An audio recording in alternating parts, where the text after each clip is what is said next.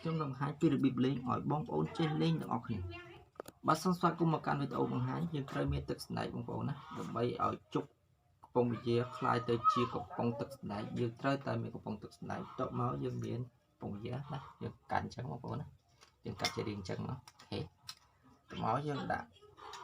អញ្ចឹងបងប្អូនណាយើងដាក់ពីខាងមុខមក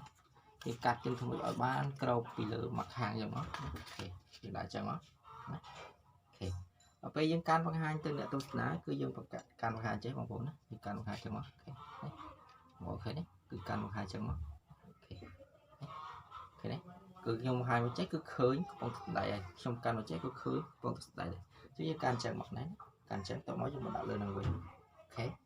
យើងមកដាក់លើនឹងវិញមកតមកយើងធ្វើការប្រើវេទមន្តដើម្បីបដូរពេលយើងប្រើវេទមន្តដើម្បីបដូរហ្នឹងគឺយើងក្របចឹងមកបង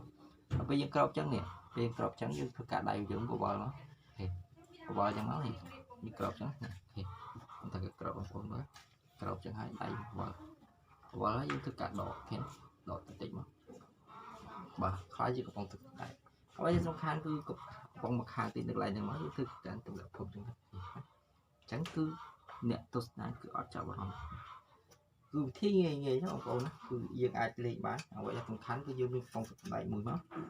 ហើយជាកាត់ហ្នឹងកាត់បានស្អាតហ្មងកាត់អញ្ចឹងកាត់ដល់មាត់លើកាលណាយើងកាត់ដល់មាត់លើទៅគឺគេអាចមើលឃើញកាត់ចឹងមកដាក់អញ្ចឹងអូខេ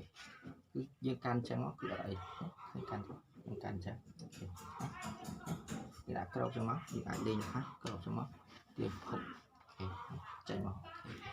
បាទវីដេអូខ្ញុំមានប៉ុណ្ណឹងបើសិនចូលចិត្ត channel នេះកុំភ្លេចចុច subscribe និងចុចសញ្ញាកណ្ដឹងដើម្បីទទួលបានវីដេអូថ្មីៗបន្តទៀតអូខេបាយបាយជួបគ្នាវីដេអូក្រោយទៀត